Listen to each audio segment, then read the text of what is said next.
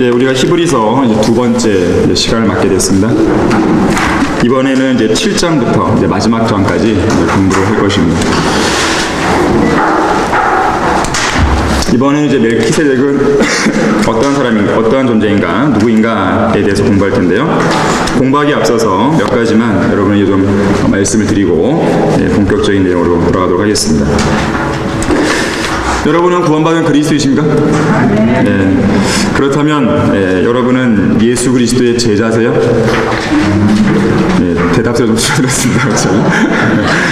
네. 예수님께서는 누구든지 자기 십자가를 지지 않고 나를 따라오는 자는 나의 제자가 될 수 없다라고 말씀하셨는데 과연 나는 예수님의 제자인 것인가 돌아볼 필요가 있습니다. 우리가 자신이 없어지는 이유는 분명한 거죠. 구원의 확신은 분명히 있는데 나의 삶을 돌아보건대 그렇지 못한 사람들이 너무 많은 부분들을 발견되기 때문에 그럴 거라 생각이 듭니다.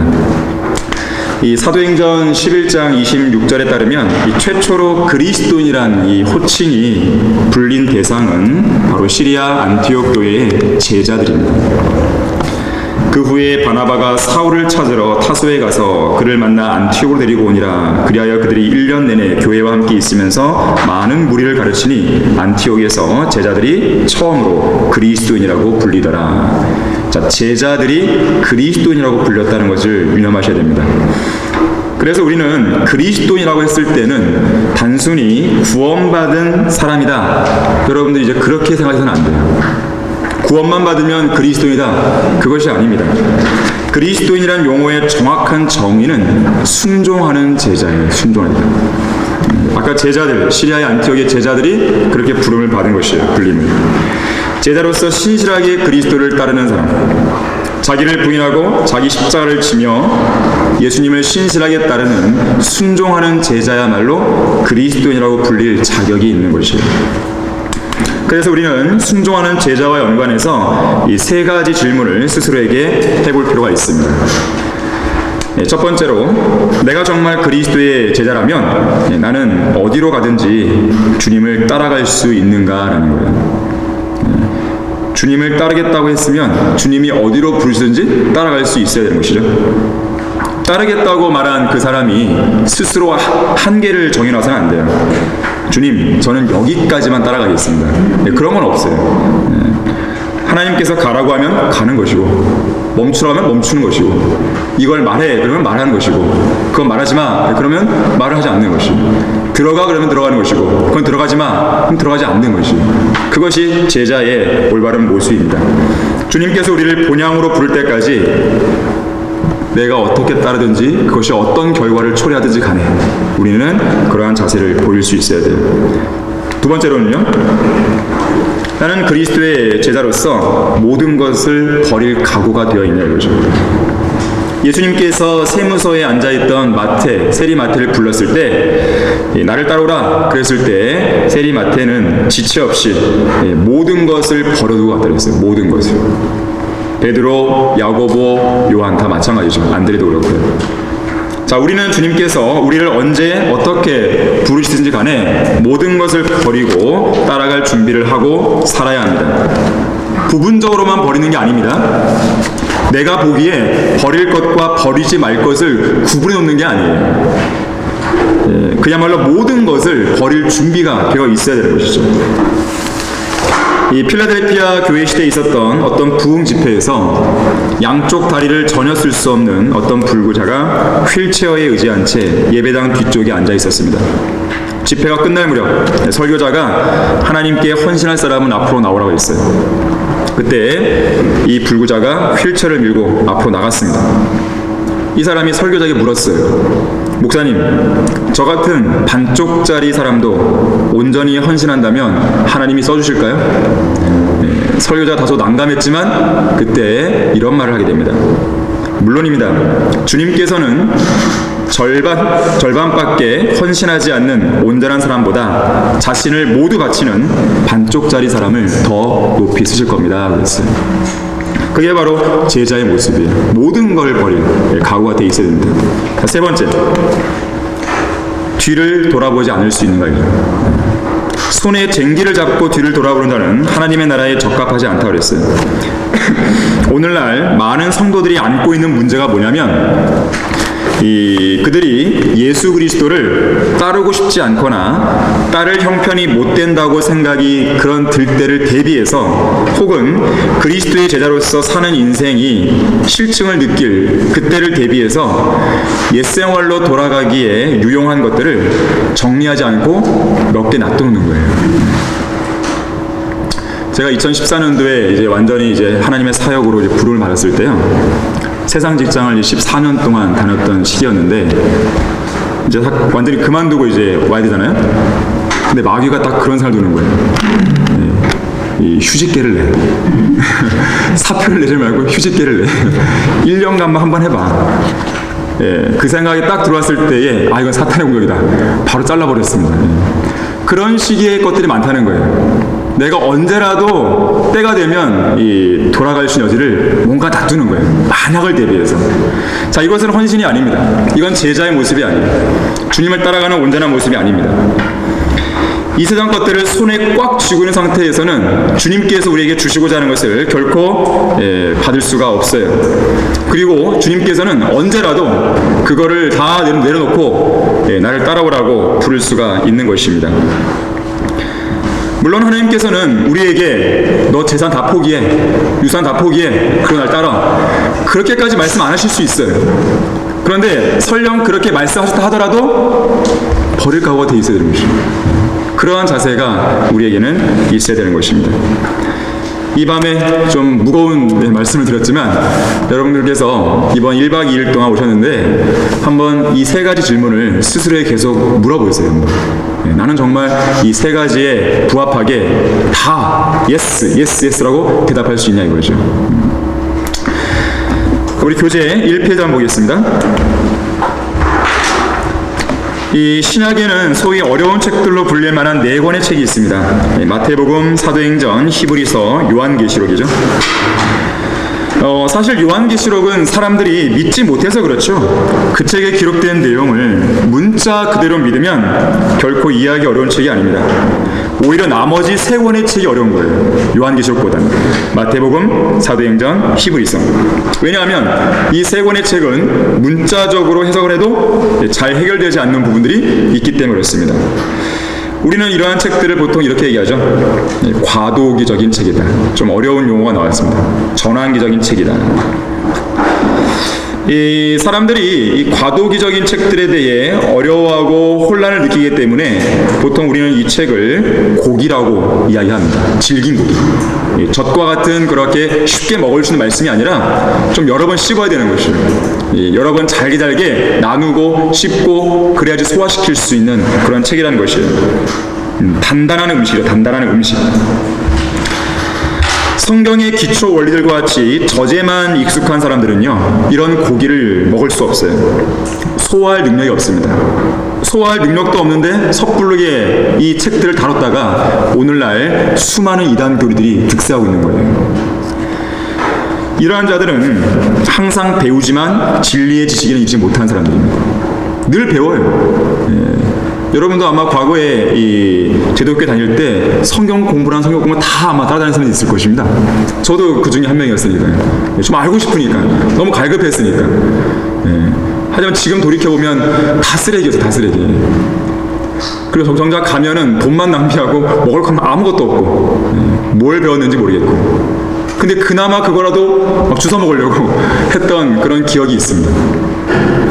그들은요, 배우긴 배워요. 많이 배웁니다. 매년 많이 배워요. 근데 진리의 지식을 이루지 못하고 있는 거예요.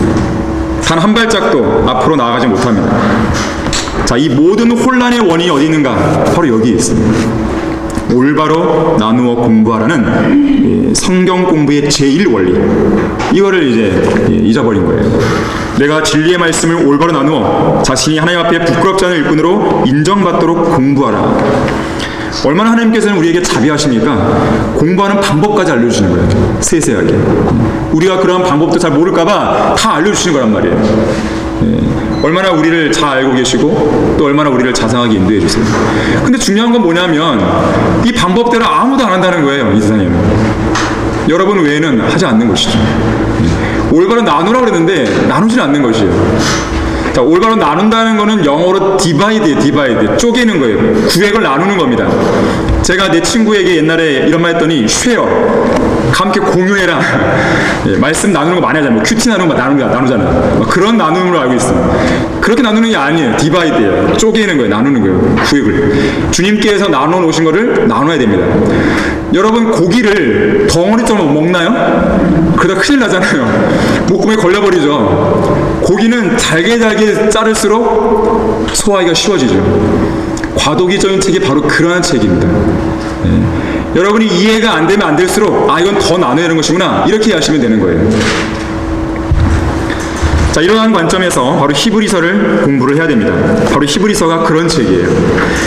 그래도 마태복음 사도행전은요, 히브리서보다는 좀 나아요. 왜 그러냐면 그래도 시대와 경륜의 흐름 순서로 쭉 따라가거든요. 따라가면서 어느 시점에서 좀 나눠지는 게 나와요. 근데 히브리서는 그런 게 전혀 없습니다. 여기 있고 저기 막 섞여 있어요. 한 구절 안에. 또 어떤 구절은 둘 다에 다 적용되기도 하고. 그래서 히브리서가 가장 어려운 책인 것이에요. 하지만 여러분들이 이제 지난번 첫 번째 들었던 분도 계시지만 오늘 또 내일 이렇게 강의를 듣게 되면 히브리서가 이렇게 어려운 책이 아니구나 라는 것을 알게 되십니다. 자, 히브리서는 어떤 책인가 간략하게 보면요, 사도 바울이 AD 35년경에 기록을 했습니다. 항상 성경을 공부할 때는 누가 누구에게 이 책을 썼는가, 이걸 항상 염두에 두셔야 돼요. 누가 누구에게 이 책을 썼는가. 자, 히브리서는 사도 바울이 썼어요. 자, 그런데 중요한 것은 대상이에요. 누구에게 썼냐 이게 뭐예요? 자, 마지막 날들을 사는 히브리 성도들이다. 유대인 성도들이다. 자, 히브리서잖아요. 히브리서. 책 이름이 히브리서란 말이에요. 히브리인들을 위한 거예요. 우리는 히브리인 아니죠. 유대인 아닙니다. 걔네 억지로 껴 맞출 필요 없어요. 우리는 기본적으로 히브리인이 아니에요. 우리는 이방인이었죠. 그리고 예수를 믿고 구원받아서 이제 교회가 됐죠. 자, 그리스도인은 히브리인이 아닙니다. 그리고 중요한 것, 마지막 날들. 이따 설명드리겠지만 이 마지막 날들이 언제를 말하냐 이거죠. 마지막 날들 사는 히브리 성도들이다라는 것입니다.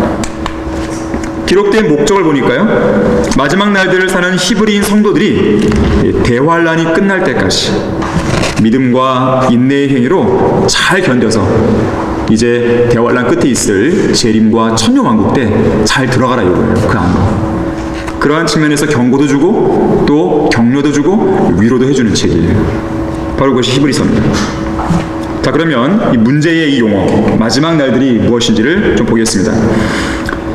거기 책을 보셔도 되고요, 교재를 보셔도 되고, 여기 앞에 보셔도 되고요.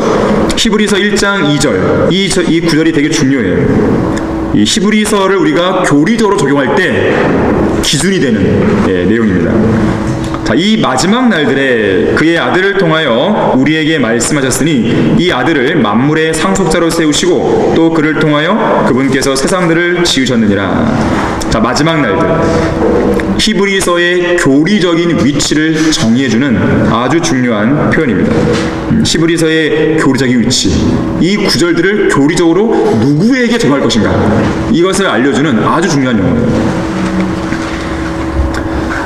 자, 우선 마지막 날들. 먼저 아실 것은 마지막 날들은 교회 시대가 아니다는 거예요. 자, 마지막 날들은 교회 시대가 아니에요. 자, 마지막 날들은 재림 직전에 일정 기간의 날들을 가리키는 용어입니다. 보통 우리가 마지막 그러면 뭐예요? 무언가 새로운 것, 새로운 세상, 뭔가 새로운 게 오기 그 직전에 그 기간들을 보통 마지막 날들 그러잖아요. 마지막만 좀만 더 견디면 내일은 뭐가 올 거야, 뭐 이런 말 하잖아요. 자, 마지막이라는 의미가 그런 의미를 담고 있단 말이에요. 그러면 이 성경에서 마지막 날들을 이야기할 때 앞으로 올 세상, 앞으로 올 어떤 새로운 것, 그게 과연 뭐냐 이거예요. 천년 왕국을 말하는 것인데 히브리서에서는 오는 세상으로 표현합니다. 다가올 세상, world to come. 그래서 world to come. 다가올 세상, 오는 세상. 무언가 새로운 세상이 오는 거예요. 그것이 오기 직전의 기간들을 마지막 날이라고 이야기하는 것입니다. 그래서 오는 세상, 바로 천년 왕국인데 천년 왕국이 오기 직전의 기간, 그 마지막 날들은 바로 대환란을 말해요. 대환란. 마태복음 24장 13절에 보게 되면 끝까지 견디는 자는 구원을 받는다 했어요. 끝까지 견디는 자는 구원을 받는다. 끝. 어떤 일정 기간의 끝이에요. 바로 그 일정 기간이 뭐냐면 대환란입니다. 대환란. 자, 마태복음 24장 21절 한번 찾아보겠습니다. 마태복음 24장 21절 보시면 우리는 성경을 비교해서 해석을 하고 공부를 하는 것이에요. 그냥 무작정 막 끼워 맞추는 게 아닙니다. 자, 24장 21절 보시면 이는 그때에 자 뭐가 있어요? 대환란이 있으니 있어요. 대환란. 자, 대환란이라고 하는 어떤 기간을 설정했죠. 이걸 기억해 두시고요. 거기 13절 보세요. 13절. 그러나 끝까지 견디는 자는 구원을 받으리라. 결국 뭡니까? 대환란의 끝까지죠. 어떤 개인의 죽음, 인생의 끝, 그것이 아니죠. 죽을 때까지 그만이 아닙니다. 어떤 기간의 끝이에요. 대환란이라고 하는 이 기간의 끝까지 견디는 자는 구원을 받으리라. 그러면서 이 왕국 복음이 모든 민족에게 증거되기 위하여 온 세상에 전파되리니 그런 후에야 끝이 오리라. 보니까 이 대환란 기간에는 왕국 복음이 전파되구나, 이걸 또 알게 되겠죠. 뭐 어려운 게 없습니다. 그냥 보시면 되는 거예요. 자, 그래서 이 대환란이라고 하는 것을 마지막 날들로 표현할 수 있다는 것입니다. 자, 그렇게 본다면 마지막 날들은 이렇게 정리해 볼 수 있어요. 천년 왕국, 왕국이 임하기 직전의 기간이다. 그게 어디예요? 대환란이죠. 마지막 날들이요. 그리고 마지막 날들 대환란의 끝까지 견디는 자는 구원을 받는다. 그러한 내용으로 설명이 가능합니다. 그래서 여러분들이 이제 마지막 날들이란 용어를요 찾아보세요. 제가 아마 저번에 이 히브리서를 두 개로 나눠서 하잖아요. 첫 번째 할 때 제가 숙제를 내줬었어요. 그때 혹시 여기 참석하신 분들 계실지 모르겠는데 마지막 날들을 찾아보라고 용례를 찾아보신 분이 계신지 모르겠습니다. 다시 한번 숙제를 제가 내드릴게요. 여러분들이 1박 2일 끝내시고 집으로 가시게 되면 마지막 날들이란 용어를요 찾아보세요. 우리 바이블 마스터 잘 돼 있기 때문에 검색이 잘 되잖아요. 그래서 딱 넣어보고 그러면 그 구절들 쭉 검색해 보세요. 다 대환란, 재림 이런 것과 다 연관되어 있어요. 99% 이상이. 자, 항상 예외가 있죠. 예외 없는 법칙은 없습니다. 여기도 예외가 있습니다. 99% 이상이 다 대환란, 재림을 이야기하지만 예외가 있어요. 거기 교재에 제시해놨습니다. 디모데후서 3장 1절에 보니까 또 이것을 알라 마지막 날들에 아주 어려운 때가 오리라 그랬어요. 자, 여기서 마지막 날들은 대환란이 아닙니다. 이 바울 서신은 뭐예요? 바울 서신은 교회 시대를 지나고 있기 때문에 여기서는 예외적으로 교회 시대의 이 마지막 날들을 의미하는 것이에요. 이 마지막 날들과 비슷한 용례로 마지막 때라는 게 있어요. 마지막 때. 자, 이것도 99% 이상이 이 대환란 혹은 재림과 연관되어 있습니다. 하지만 역시 이것도 예외가 있어요. 디모데전서 4장 1절에서 보니까 이제 성령께서 분명히 말씀하시나니 마지막 때에 어떤 자들이 믿음에서 떠나 미혹하는 영들과 마귀들의 교리들을 따르리라 그랬습니다. 이것은 이제 교회 시대의 마지막 때죠. 베드로전서 1장 5절에서도 너희는 마지막 때에 나타내려고 예비하신 구원을 얻기 위하여 믿음으로 말미암아 하나님의 능력으로 보호받고 있느니라. 물론 여기서의 마지막 때는 이중적인 적용이 다 가능한데 여기서는 그걸 다 설명드릴 수 없을 것 같고요. 이것도 역시나 교회 시대의 마지막 때를 언급할 수가 있습니다. 이거 세 개 외에는 없어요. 다 뭐냐면 대환란, 재림, 천년왕국과 다 연동된 문맥에서 등장합니다. 자, 그래서 마지막 날들은 뭐다? 왕국이 임하기 직전의 기간이다. 이걸 여러분들 꼭 염두에 두세요. 그 기간은 뭐예요? 대환란이죠. 환란 시대. 자, 그런데 이 왕국이 임하기 직전의 기간에는요 중요한 특징이 있습니다. 세 가지가 있어요. 세 가지. 자, 왕국이 임하기 직전이니까 이 왕국에 들어갈 백성들, 즉 유대인들이 뭘 기다리겠습니까? 왕국을 기다리겠죠. 왕국을 기다리는 기간이에요. 이제 곧 이 말 왕국을 바라보면서 왕국을 기다릴 것이에요. 두 번째 특징. 아까 우리가 마태복음 잠깐 읽었지만 이 기간에는 왕국 복음이 전파가 되는 거죠. 우리의 복음이 아니죠. 은혜의 복음이 아니죠. 왕국 복음이라고 했어요. 왕국. 이 왕국 복음은 메시지가 뭐예요? 회개하라. 천국이 가까이 왔느니라. 천국이 임박해 있는 거예요. 이제 곧 이 말 그 왕국을 바라보니까 조금만 기다려라. 그런 말이죠. 세 번째는요. 이 기간에 구원을 받으려면 믿음만 있으면 안 됩니다.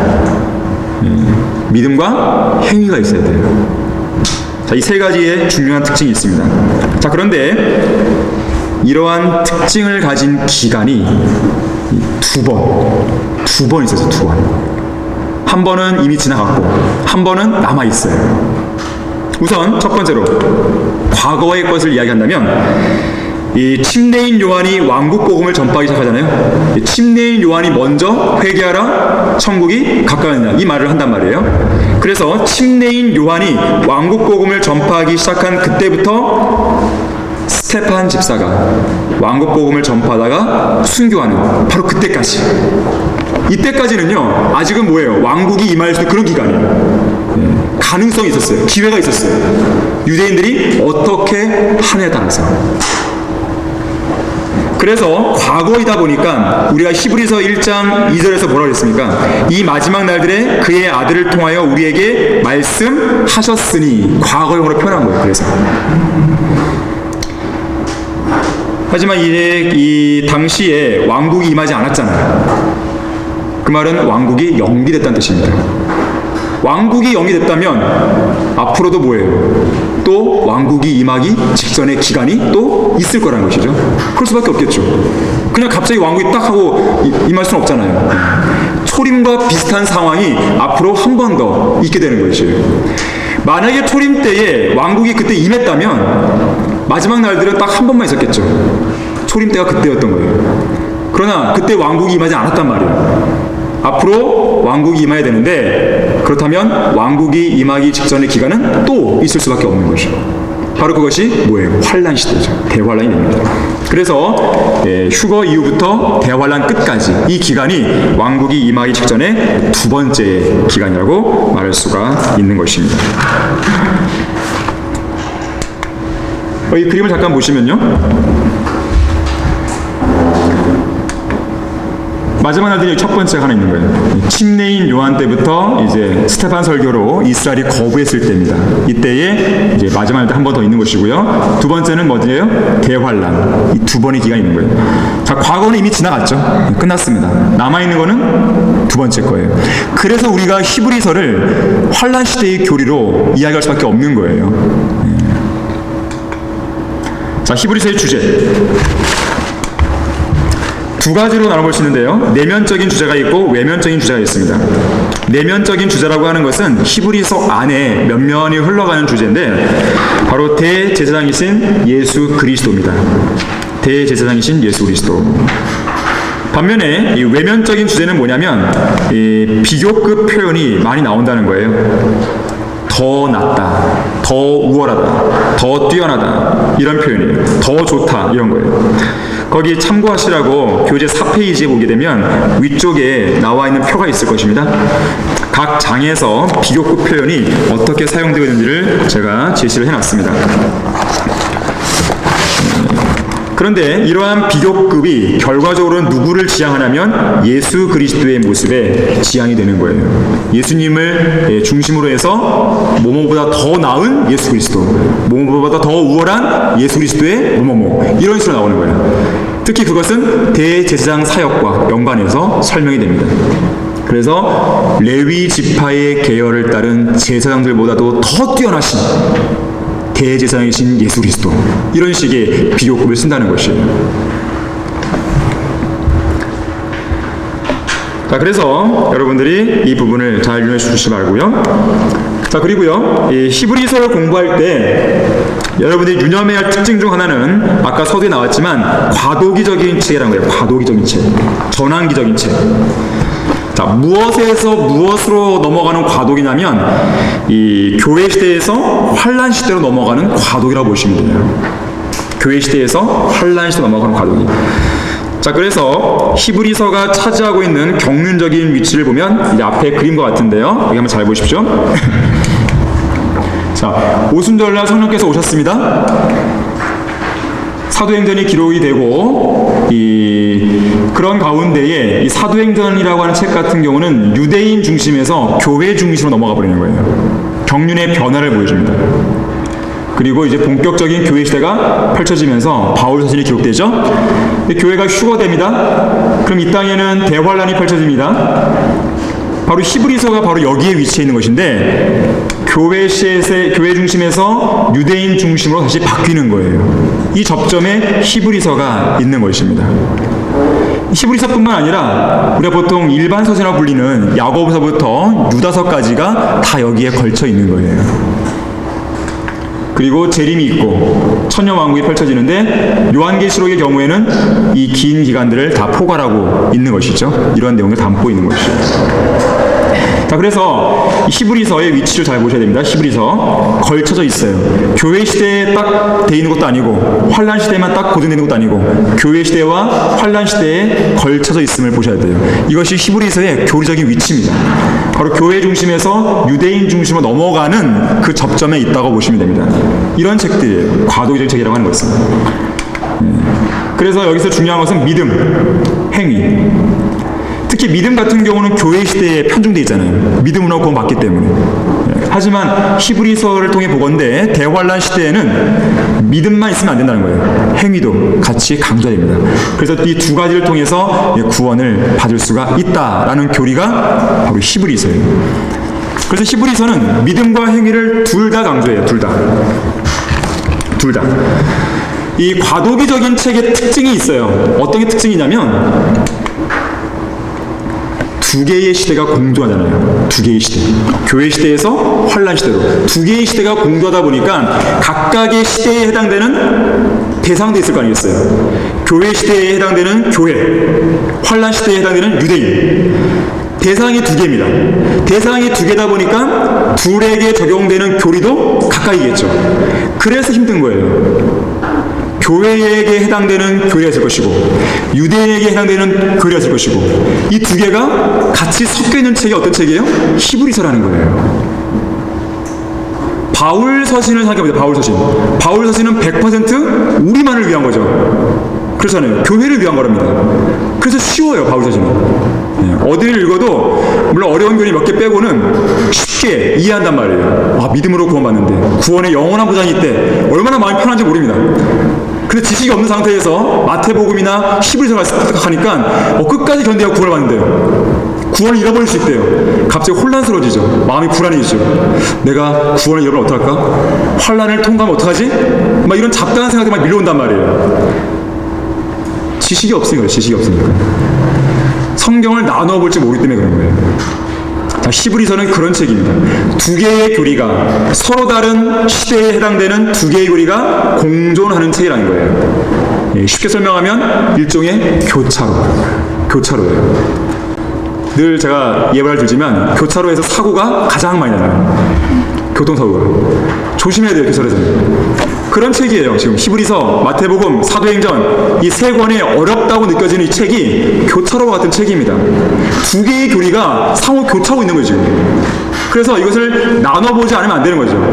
누군가가 이 교통 순경 아저씨가 서갖고 당신 이쪽으로 가세요. 이 정리를 안 해주면 이 책은 막 혼란스러워지는 거예요.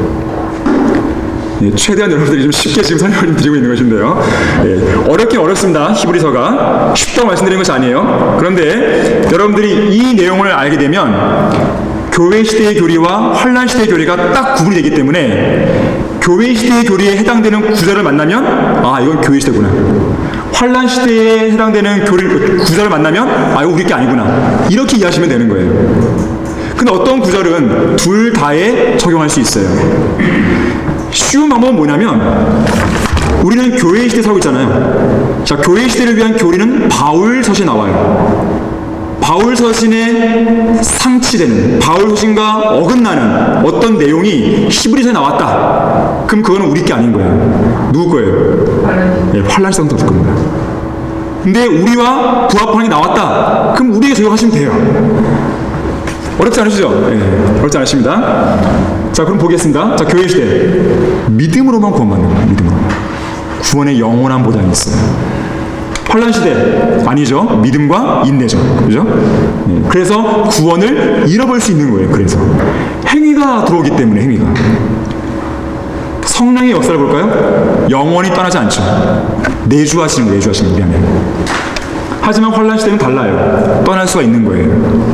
우리랑 다른 것이죠.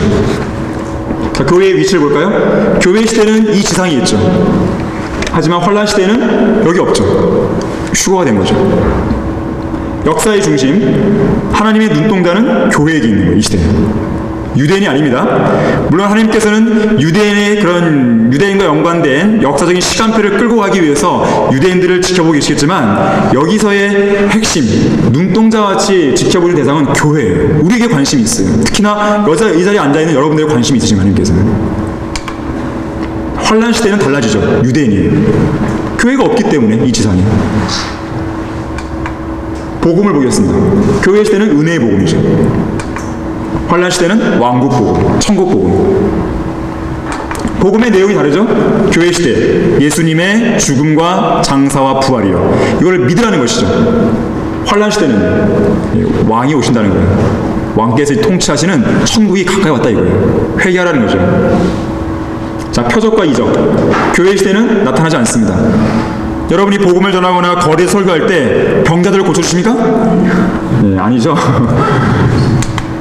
환란 시대에 나타납니다. 왜 그럴까요? 중심이 유대인이기 때문에. 유대인들은 뭘 구해요? 표적을 구하는 사람들이에요. 유대는 봐야지 믿는 사람들이에요. 유대는. 우리는 뭐예요? 보지 않고 믿는 사람들입니다. 이걸 섞으시면 안 된다는 거예요. 전파 대상. 이 교회 시대에는 이방이든지 유대이든지 전파할 수 있습니다.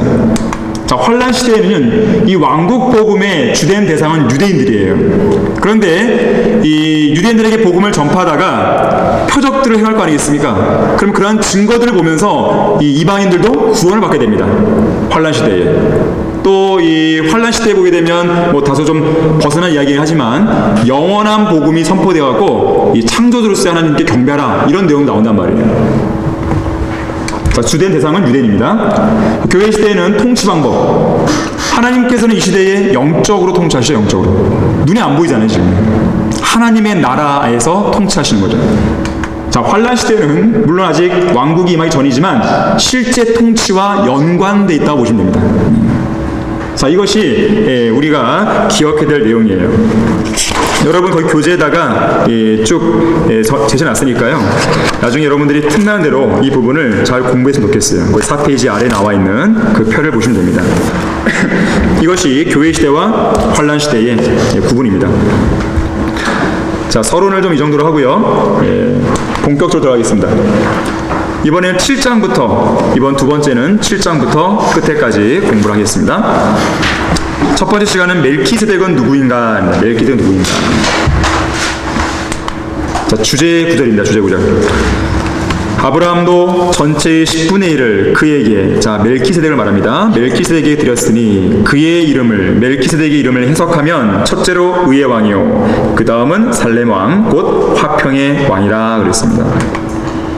거기 교재 5페이지에 있는 그 박스 내용 보시길 바랍니다. 멜키세덱은 성경에서 가장 신비로운 인물 가운데 하나다. 그 누구도 그의 신원에 대해 만족할 만한 설명을 하지 못한다. 어떤 사람은 그가 성육신하기 이전에 나타나신 예수 그리스도라고 설명한다. 물론 그가 그리스도의 모형이긴 해도 성경은 멜키세덱이 하나님의 아들이 아니라 하나님의 아들과 같이 되어라고 기록하는 것이죠.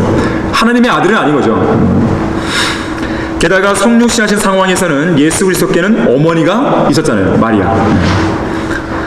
또 어떤 이들은요, 또 여기서는 죽을 사람들이 11조를 받으나 거기서는 살아계시다고 증거되신 분이 받는 곳이로다 라는 말씀을 근거로 멜키세덱이 에녹이었을 거라고 추측합니다. 왜냐하면 에녹은 죽은 적이 없잖아요.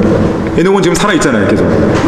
하지만 에녹은 제사장 직분과는 거리가 멀잖아요. 그래서 에녹이라고 볼 수도 어렵습니다. 럭한 목사님은 가장 가능성 있는 해석으로 셈으로 봐요. 셈. 멜키세덱을 셈으로 봅니다. 창세기 14장의 경우에 멜키세덱이 등장했을 때 셈은 당시에 살아 있었어요. 나이를 계산해 보면 살아 있었습니다. 또 셈족을 다스리는 족장이었고, 또 창세기 9장 26절은 셈에게 셈족을 위한 제사장 직분이 맡겨졌음을 시사해주고 있어요. 하지만 여기에도 문제가 있습니다. 셈은 아버지가 있잖아요. 어머니 있잖아요. 계보도 있잖아요. 그래서 어려운 겁니다. 신비로운 인물이에요, 멜키세덱. 더욱이 그가 항상 제사장으로 있느니라. 항상. 과거에 있었느니라. 이게 아니라 항상 있느니라. 마치 예수 그리스도처럼 보이잖아요. 하지만 하나님의 아들은 분명히 아니란 말이에요. 그렇죠? 그래서 멜키세덱은 참으로 신비로운 인물이에요. 그래서 럭커 목사님은 이 부분에 대해서 이렇게 답변합니다. 모범답안이에요. 모범답안. 나는 모르겠다. 모르면 모르는 거죠. 네, 모르면 모르는 거죠.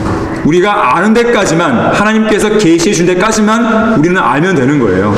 네, 계시해 주지 않았는데 그건 아니죠. 네. 자, 우리는 여기까지만 알 수 있는 것이에요. 우리가 이렇게 멜키세덱의 신원까지는 확인할 수 없지만, 그래도 성경에 나오는 정보를 통해서 멜키세덱이 어떤 존재인지 한번 쭉 정리해 볼 필요가 있습니다. 자, 창세기 14장에서 처음으로 멜키세덱이라는 인물이 나옵니다.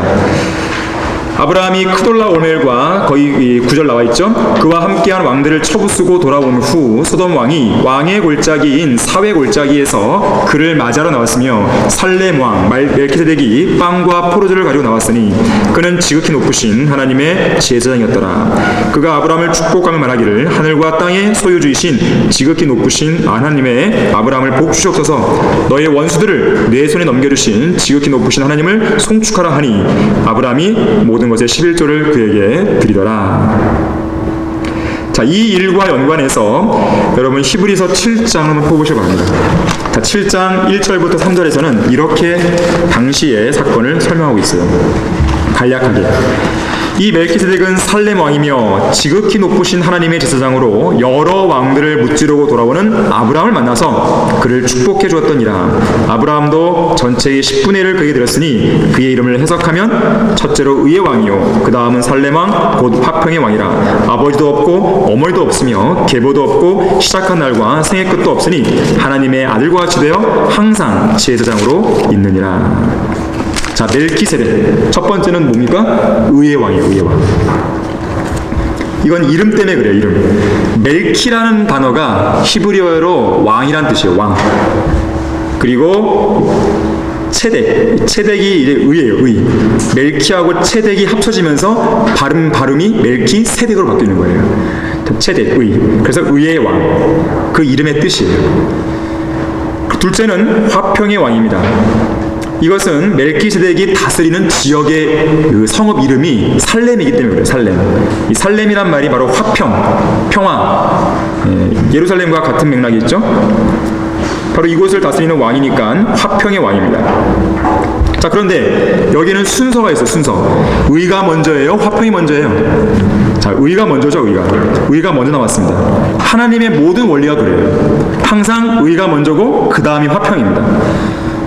그래서 우리가 행하는 사역도요, 의가 먼저예요. 하나님의 의를 먼저 전해야 되죠. 즉 예수 그리스도의 그 복음을 전하는 것이죠. 하나님의 의이신 예수 그리스도를 받아들이라는 것이죠. 그것이 먼저 선행된 연후에 우리는 그들과 교제가 가능한 것이죠. 화평할 수 있는 것이고 연합이 가능한 것입니다. 상대방이 구원도 안 받고 상대방이 성경대로 신앙하지 않는데 이 성경적인 의를 거부하고 있는데 우리 같이 화평합시다, 에큐메니컬 합시다, 이건 안 된다는 것이죠. 항상 의가 먼저예요. 진리가 먼저예요. 우리가 연합하고 화평하기 전에 의와 불의의 구분이 명확해야 되는 것이죠. 우리는 화평을 이야기하려면 진리 안에서의 화평이에요. 의 안에서 화평인 것이죠. 그것을 배제한 상태에서 무조건 모입시다, 무조건 화평합시다, 이건 잘못된 것이에요. 자, 하나님의 순서는 의가 먼저고 그 다음이 화평입니다. 하나님의 의인 예수 그리스도를 믿음으로 소유하기 전까지는 우리에게 화평은 없어요. 진정 화평은 있을 수 없어요. 진리와 의가 결여된 평화, 거짓 평화입니다. 거짓 평화. 오히려 그 안에는 위선, 전쟁, 죽음, 공포가 있는 거예요. 평화, 화평을 이야기하려면 앞에 것부터 선행이 돼야 됩니다. 공산주의자들과 화평이 되겠어요? 고려 연방제가 말이 되겠어요? 근데 이 나라 좌파 정권은 그렇게 하고 있단 말이죠. 그거를 이제 통일이라고 얘기하고 화평이라고 얘기한단 말이에요. 아니에요. 뭔가 대단한 착각을 하고 있는 거지. 그것은 성경적인 방법이 아닙니다. 또한 왕일 뿐만 아니라 제사장이라고 알려주죠. 제사장은 제사장인데 지극히 높으신 하나님의 제사장이다 그랬습니다. 멜기세덱은 유대인이 아니죠. 이방인입니다. 이방인 제사장이에요. 여기 특히 지극히 높으신 하나님, 히브리어로 엘리온인데요.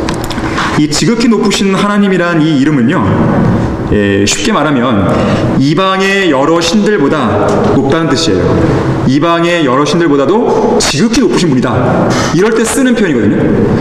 그래서 이 지극히 높으신 하나님이란 표현은 유대인들이 쓰는 표현이라기보다는 유대인들이 섬기는 하나님을 부를 때 그렇게 이야기하는 거예요. 아, 우리가 섬기는 이방신보다 더 높으신 분이야.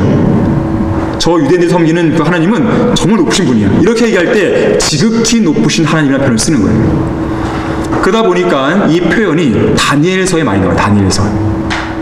다니엘서는 유대인들이 망했잖아요. 나라가 망했잖아요. 망한 상황에서 이방 세계가 제패하는 때 아니겠어요? 바로 그런 상황에서 유대인들이 섬기는 하나님을 지극히 높으신 하나님, 이 표현을 쓰는 것입니다. 자, 멜기세덱은 바로 그런 존재예요. 이방인 제사장입니다. 자, 그런데 이방인 제사장인데 한때 과거에만 그런 것이 아니라 성경에 따르면 3절에서 항상 제사장으로 되죠. 항상 영원한 제사장이란 말이죠. 그래서 신비로운 거예요. 단순히 죽을 수밖에 없는 인간이라고 보기에는 어려운 부분이 있는 거예요. 정말 특별한 인물인 것을 알게 됩니다. 네 번째는 아버지도 없고 어머니도 없고 계보도 없죠. 자, 성경 어디에도 멜기세덱의 그런 계보를 찾아볼 수 없습니다. 부모가 누군지 몰라요. 그러다 보니 시작한 날도 생의 끝도 없어요. 언제 태어났고 언제 죽었냐 이런 것도 없어요. 창세기 14장에서 갑자기 등장한 거예요. 그리고요, 이게 중요한 것인데 하나님의 아들과 같은 존재다. 하나님의 아들이다 이렇게 안 했단 말이에요. 그래서 분명히 멜기세덱은 예수 그리스도는 아닌 거예요. 분명히. 다만 그분과 같은 존재, 참으로 신비로운 존재죠. 그리고 일곱 번째로 여러 왕들을 무찌르고 돌아오는 아브라함을 축복해 주었습니다. 또 아브라함으로부터 11조를 받아요. 자, 그런 면에서 보면 멜기세덱은 아브라함보다는 어때요? 더 위에 있는 사람이라고 알 수 있겠죠. 더 나아가서는 나중에 아브라함의 후손들 중에 여러 지파 나올 거 아니겠어요? 이삭, 야곱, 이제 12지파 쭉 나올 거 아니겠습니까? 그 중에서 레위 지파 출신의, 특히 아론 계열의 출신의 대제사장들이 등장하게 되는데, 자, 그들 역시나 어때요? 멜기세덱보다는 한 수 아래죠. 여러분 거기 7장 4절 보십시오. 히브리서 7장 4절. 이분이 얼마나 위대한가를 생각하여 보라. 심지어는 족장 아브라함까지도 전리품의 10분의 1을 그에게 드렸느니라. 레위의 아들들 가운데서 제사장 직분을 받은 자들은 바로 아론 계열이죠. 자기들의 형제인 백성들이 아브라함의 허리에서 나왔을지라도 율법에 따라 그들에게서 11조를 취하라는 명령을 받았으나 그들의 계보에 들지 않은 그는 아브라함에서 11조를 취하고 그 약속들을 받은 그를 축복하였느니라. 다 아는 바대로 축복이란 낮은 자가 더 나은 자로부터 받는 것이라. 또 여기서는 죽을 사람들이 11조를 받으나 거기서는 살아계시다고 증거되신 분이 받는 것이로다. 말하자면 11조를 받는 레위까지도 아브라함 안에서 11조를 바친 것이라. 이는 멜기세덱이 아브라함을 만났을 때 레위는 아직 조상의 허리에 있었기 때문이라 그랬습니다. 자, 여기 4절에서요, 이방인 제사장이 유대인의 모든 제사장보다 아론보다 우월하다고 말하는 이 구절, 이것은 히브리인 독자들이 듣기에는 상당히 충격적인 일로 다가왔을 것이에요. 어떻게 유대인도 아니고 이방인 제사장이 더 우월할 수 있어? 말도 안 되지. 이렇게 했을 것이에요. 하지만 부인할 수 없습니다. 실제로 지금 창세기 14장 사건은 실제 사실이잖아요. 아브라함이 축복받았죠? 11조도 바쳤죠? 분명 멜기세덱이 더 뛰어나고 우월한 건 분명한 것이에요.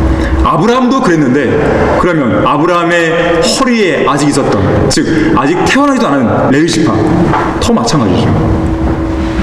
자, 멜키세덱은 바로 그런 존재입니다. 여덟 번째로, 가장 확실한 것은 예수님의 모형이다. 이것만큼은 분명하죠. 어떤 면에서 모형입니까? 왕이에요, 왕.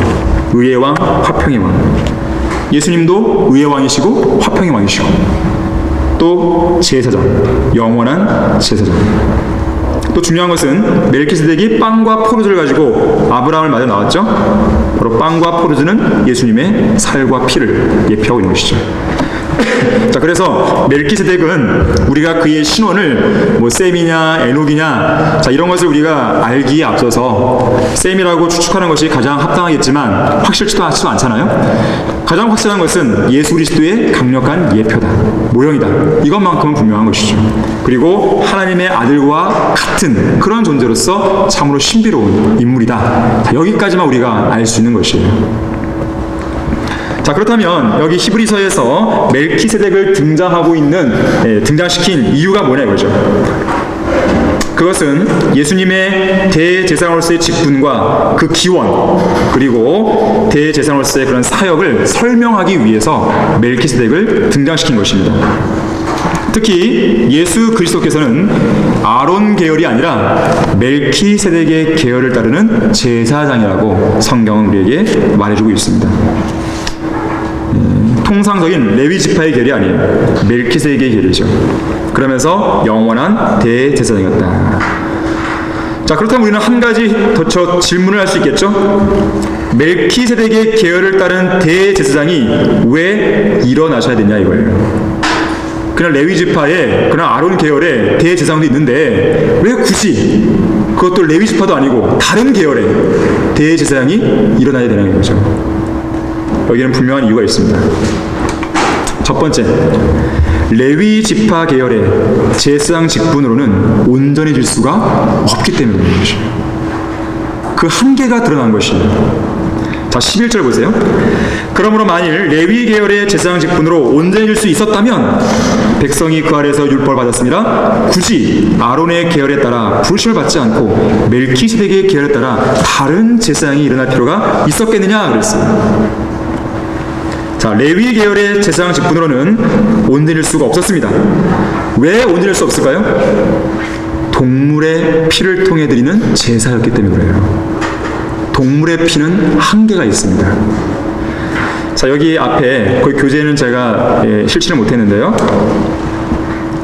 죄사함과 신약의 구속, 이 차이를 알면 왜 온전해질 수 없었는지를 알 수가 있어요. 우선 구약에는 죄 사함만 있었어요. 죄 사함. 죄 사함이 뭐냐면 죄 용서예요. 죄 용서. 구약의 율법 하에서 죄를 용서받을 수 있는 근거가 뭐였습니까? 동물의 피죠. 동물의 피. 동물의 피를 통해서 그들의 죄를 용서받았습니다. 자, 이것이 구약의 희생제물을 통한 죄의 용서가 지니는 한계였는데, 다시 말하자면 죄의 용서만 있었지 신약처럼 구속을 이루지 못하는 거예요. 죄를 덮어주고 사해주고 용서해주고 이 정도예요. 이 정도. 그래서 이 죄를 용서받을 수 있었지만 죄가 완전히 제거되거나 죄가 완전히 깨끗해지거나 어떤 그런 구속의 역할은 하지 못한 것이죠. 제단, 성전 기명들, 사람의 몸, 또 옷, 이런 것들은 깨끗하게 됐었어요. 하지만 죄, 양심, 정결케 되지 않는 것이에요. 다시 말하자면 죄들을 제거하는 것이 불가능한 것이죠. 죄가 제거가 안 돼요. 죄의 용서만 있어요. 이 차이가 있습니다. 그러다 보니 지성소로 들어가는 길도 안 열립니다. 이건 이따가 우리가 히브리서 9장을 배울 때 공부할 텐데요. 지성소로 들어가는 길이 없어요. 아무나 갈 수 있는 게 아닙니다. 동물의 피가 성소와 지성소 사이를 가로막고 있는 휘장을 찢어주지 못한 거예요. 다시 말하자면 동물의 피로는 하나님의 영광에 이를 수가 없었습니다.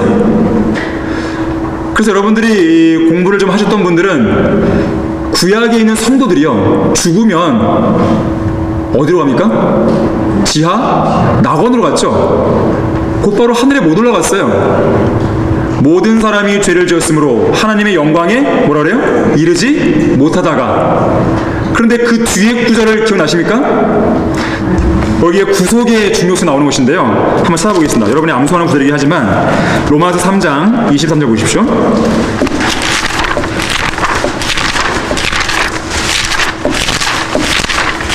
로마서 3장 23절을 보시면, 이는 모든 사람이 죄를 지었으므로 하나님의 영광에 이르지 못하다가 그랬어요. 그러면서 그리스도 예수 안에는 구속을 통하여 그의 은혜로 값없이 의롭게 되었습니다 그랬죠. 물론 우리가 이 교회 시대에 살다 보니까 자연스럽게 죄인들은 하나님께 갈 수 없지, 예수를 믿어야지 갈 수 있지, 이렇게 우리는 쉽게 이해가 되죠. 근데 이것이 구약 시대의 성도들과 한번 연동해 본다면 이런 의미가 될 수 있는 거예요. 자, 구약 시대에도 구원이 있었을 거 아니겠어요? 죄가 용서되니까. 그래서 그들도 나 구원 받았어 뭐 말할 수 있을 거 아니겠습니까? 자, 그런데 중요한 것은 구원은 받았지만, 죄가 용서됐지만 죽은 다음에 곧바로 하나님의 영광을 갈 수가 없는 거예요. 왜 그럴까요? 죄가 제거된 건 아니기 때문에, 구속받지 못했기 때문에. 그래서 임시 가야 되는 장소가 바로 지하 낙원이었어요. 근데 그들이 지하 낙원에서 이제 어디로 왔어요? 올라갔죠. 언제 올라갔습니까? 예수님께서 십자가에서 죽으시고 구속을 완성하시자 드디어 지하로 가셔서 그들을 데리고 올라가신 거예요. 구속이 완성됐기 때문에 하나님의 영광에 이룰 수 있게 되는 거예요, 물리적으로. 자, 그것입니다. 바로 이것이 동물의 피의 한계예요. 동물의 피는 죄를 용서만 해줘요, 용서. 제거를 못합니다. 양심을 정결케 못해요. 그래서 늘 죄의식이 남아요, 죄의식. 그래서 반복해서 계속 동물의 피를 드려요. 제사를 드려야 되는 것이죠. 해마다 죄들이 반복해서 기억납니다. 거기 히브리서 10장 3절 보십시오. 히브리서 10장 3절 보시면 2절부터 보시면요, 그랬더라면 그들이 제물 드리는 일을 그치지 않았겠느냐. 이는 경배 드린 자들이 단번에 정결케 되면 죄들에 대한 의식, 죄의 의식입니다, 더 이상 없었을 것이기 때문이라. 그러나 이 희생 제물들로 인하여 해마다 죄들을 다시 기억나게 하였나니. 그랬어요. 계속 기억나는 것이죠. 그리고 피의 효력, 동물의 피의 효력이 영원하지 못해요. 그래서 해마다 여러 번, 자주 반복해서 동물을 잡아야 되는 것이죠. 자, 이것이 죄 사함의 모습이에요. 죄 사함. 자, 이런 이유들로 인해서, 이런 이유들, 한마디로 얘기하자면 이런 것으로는 온전하게 될 수가 없기 때문에, 레위 지파의 그런 직분으로는 온전하게 할 수 없기 때문에 다른 계열을 따르는, 즉 멜키세덱의 계열을 따르는 다른 제사장이 일어나야 된다는 것이에요. 바로 그분이 예수 그리스도라는 것이죠. 예수님께서 이 땅에 오셔서 하신 일은 뭐냐면 죄 사함뿐만 아니라 구속을 이루신 거예요. 구속. 거기 히브리서 9장 15절 보세요. 이런 연유로 그는 새 언약의 중보자이시니 이는 첫 언약 때에 범죄한 것들을 뭐 하시려고요? 구속하시려고. 죄 사하시려고요? 그게 아니죠. 죄를 용서하려고? 아니죠. 구속하시려고. 잘 보셔야 됩니다. 죽으심으로써 부르심을 받은 자들로 그 영원한 유업의 약속을 받게 하시는 것이라. 여러분에게 질문을 드립니다. 예수님께서는 십자가에서 죽으실 때 인류의 죄를 용서하기 위해 죽으셨습니다. 맞습니까? 틀립니까? 맞긴 맞죠. 그럼 예수님께서 우리 죄를 용서해 주셨죠. 네, 맞긴 맞죠. 그런데 반만 맞아요. 반만. 정확하게 얘기하면 뭐예요? 우리를 구속하시기 위해 죽으신 겁니다. 만약에 예수님의 피가 단순히 죄의 용서에만 그쳤다면 그건 뭐하고 똑같아요? 동물의 피나 별로 다른 게 없는 거예요. 그거는. 이해되십니까? 그걸 뛰어넘으신 거예요. 죄의 용서는 당연한 것이고 플러스 죄를 완전히 제거해버린 것입니다. 그래서 요한복음 1장 29절에서 뭐라 그래요? 보라, 세상 죄를 지고 가는? 아니죠. 제거하는. 단순히 지고 가는 게 아니에요. 변개된 성경으로는 이 구속의 의미를 해석할 수가 없게 돼요. 그렇게 되면 이 구속이 얼마나 중요한 의미인데요. 단순히 지고 가는 게 아니에요. 단순히 죄를 용서하는 게 아닙니다. 단순히 죄를 사해주고 덮어주는 게 아니에요. 그건 예수님의 피를 모독하는 것입니다. 만약에 죄 용서의 차원이었다면 예수님은 오실 이유가 없었던 것이에요. 왜? 동물의 피로도 충분한데 그런 것은. 그것이 아니란 말이에요. 예수님은 우리의 죄를 완전히 제거하신 거예요. 과거, 현재, 미래 그 모든 죄들을 그분의 피로 끝내버리신 거예요. 끝장내신 거예요. 완전히. 그래서 우리는 지금 죽어도 바로 어디로 가요? 바로 가는 거예요. 하늘나라로. 지어나고 갈 필요가 없는 거예요. 곧바로 하나님의 영광에 이를 수 있는 것입니다.